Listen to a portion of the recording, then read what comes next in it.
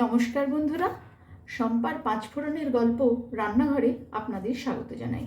আশা করি সবাই ভালো আছেন ও সুস্থ আছেন। আজ আমি আপনাদের সামনে হাজির হয়েছি একটি কম্বো রেসিপি নিয়ে। প্রথমে আমি এখানে নিয়েছি 4টে সেদ্ধ করা আলু। এটা কিন্তু নতুন আলু, বাজারে এখন নতুন আলু উঠে গেছে, সেই নতুন আলুই সেদ্ধ করে নিয়েছি। 2টো কাঁচা লঙ্কা, কিছুটা ধনেপাতা আর টমেটো। প্রথমে আমি টমেটো, ধনেপাতা আর কাঁচা লঙ্কার একটা পেস্ট তৈরি করে নেব। একটা ননস্টিক বসিয়ে ননস্টিকের মধ্যে দিয়ে দিচ্ছি আমি সামান্য একটু সর্ষের তেল।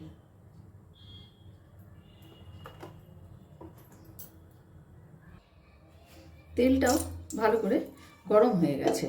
এর মধ্যে দিয়ে দিচ্ছি 3 টুকরো শুকনো লঙ্কা আর দেব হাফ চা চামচ পরিমাণ পাঁচফোড়ন।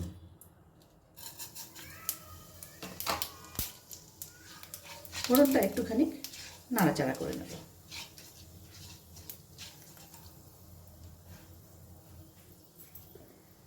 দেব সামান্য একটুখানি হিং।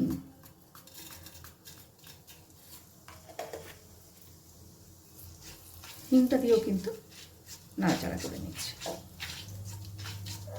গ্যাসের ফ্লেমটাকে কিন্তু এ সময় আমি মিডিয়ামেই রাখলাম।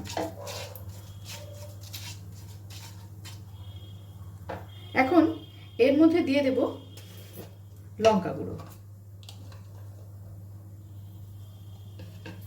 দেব হলুদ গুঁড়ো,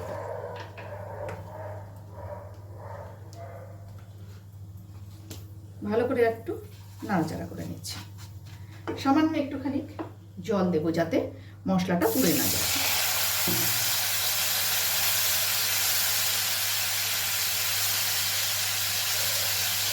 এবারে যে টমেটোর পেস্টটা তৈরি করে রেখেছিলাম ধনেপাতা কাঁচা লঙ্কা দিয়ে, সেটা এর মধ্যে দিয়ে দিচ্ছি। মিক্সারের জার ধোয়া সামান্য একটুখানি জলও এর মধ্যে দিয়ে দেব। গ্যাসের ফ্লেমটাকে এবারে হাইতে করে দিলাম। মশলাটা খুব ভালোভাবে কিন্তু কষিয়ে নেব।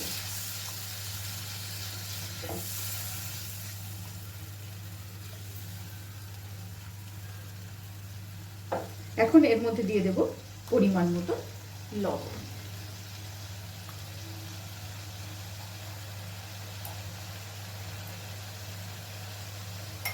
আর দেব খুব সামান্য পরিমাণে চিনি।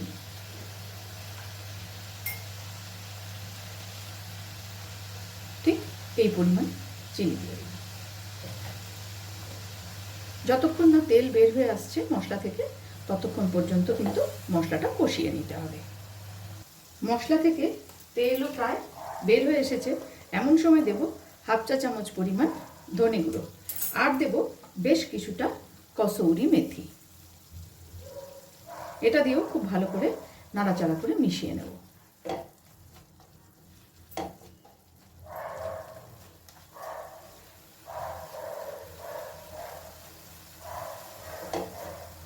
গ্যাসের ফ্লেমটাকে একদম লোতেই রেখেছি। এবারে যে সেদ্ধ আলুগুলো আমি রেখেছিলাম, সেই আলুগুলো কিন্তু আমি হাত দিয়ে দিয়ে এইভাবে ভেঙে দেব। এইভাবে ভেঙে দেবো, খুব কিন্তু গলিয়ে দেব না, ঠিক এইভাবে একটু টুকরো টুকরো করে ভেঙে দিচ্ছি। আমার রান্না যদি আপনাদের ভালো লেগে থাকে আর যদি এই ভিডিওটি আপনারা ফেসবুক থেকে দেখে থাকেন, তাহলে অনুরোধ করব অবশ্যই পেজটিকে ফলো করে দেওয়ার জন্য। আর যদি ইউটিউব থেকে দেখে থাকেন তাহলে অবশ্যই চ্যানেলটিকে সাবস্ক্রাইব করে পাশে থাকা বেল আইকনটি প্রেস করার অনুরোধ রাখছি, যাতে আমি কোনো রেসিপি দিলে আপনাদের কাছে নোটিফিকেশন পৌঁছে যায়। মশলার সাথে আলু সেদ্ধটা খুব ভালো করে মিশিয়ে নিয়েছি। এখন গ্যাসের ফ্লেমটাকে হাইতে করে এর মধ্যে দিয়ে দেব পরিমাণ মতন জল। খুব বেশি জল দেব না, আবার খুব কম জলও কিন্তু দেব না। এটা বেশ কিছুক্ষণ কিন্তু ফুটবে, সেই পরিমাণ জলই কিন্তু এখানে দিতে হবে।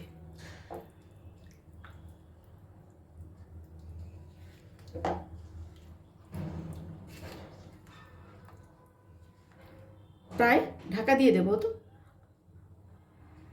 এটা ঢাকা দিয়ে দেব 8 থেকে 10 মিনিটের জন্য, গ্যাসের ফ্লেমটাকে একদম লোতে করে। আলু ওই পাশে তৈরি হচ্ছে। এবারে আমি এখানে নিয়ে নেব 1 কাপ মতন ময়দা।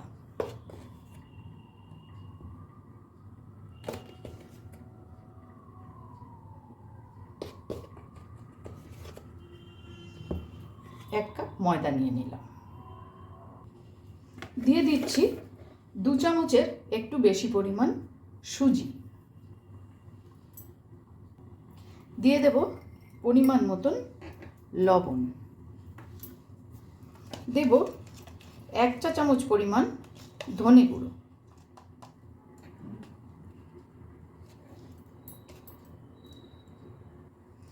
বেশ কিছুটা পরিমাণ দিয়ে দিলাম কাসৌরি মেথি।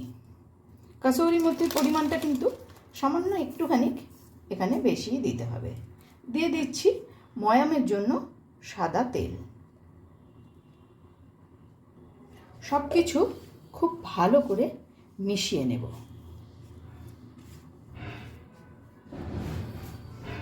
ভিডিওটি স্কিপ না করে পুরো ভিডিওটি দেখুন, আশা করছি আপনাদের খুবই ভালো লাগবে। সব কিছু একসাথে মিশিয়ে নিয়েছি। এবার আমি এর মধ্যে দিয়ে দেব 250 গ্রাম দুধের ছানা। ছানাটা দেওয়ার পরেও কিন্তু খুব ভালো করে মিশিয়ে নেব।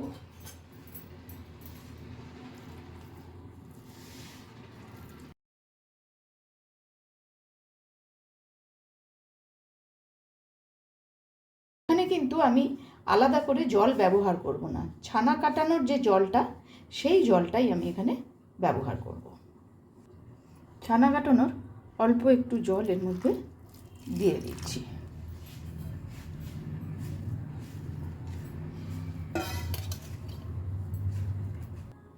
অল্প অল্প করে ছানার জল দিয়ে কিন্তু এরকম একটা ডো আমি তৈরি করে নিয়েছি। ওপর থেকে দিয়ে দেবো সামান্য আরেকটুখানি সর্ষের তেল।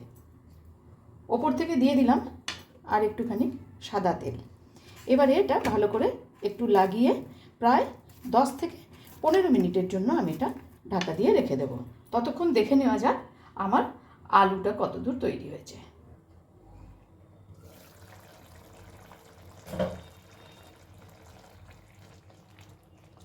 একদমই কিন্তু আমার এই আলুর রেসিপি তৈরি হয়ে গেছে।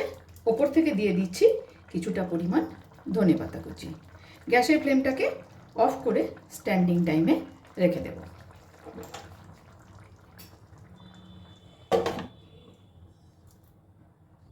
ময়দার এই ডোটাকে আর একবার ভালো করে একটুখানি মেখে নিচ্ছি। একটা লেচি কেটে নিচ্ছি।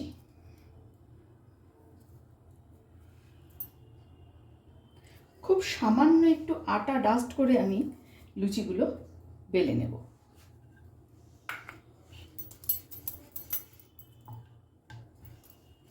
খুব একটা বড় বড় বা পাতলা কিন্তু করব না। এই রকম সাইজের আর এই রকম থিকনেস থাকবে। এইভাবে বেশ কয়েকটা লুচি আমি বেলে নেব। কড়াই গরম করে নিয়েছি। কড়াইয়ের মধ্যে দিয়ে দিচ্ছি সর্ষে, সাদা তেল দিয়ে দিলাম। তেলও গরম হয়ে গেছে।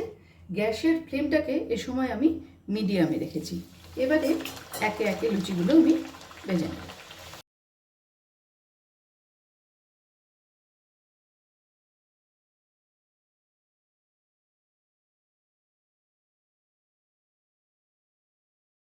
ফুলকো ফুলকো ছানার মশলা লুচির সাথে দুর্দান্ত স্বাদের আলুর একটি রেসিপি আজ আমি আপনাদের সাথে শেয়ার করলাম।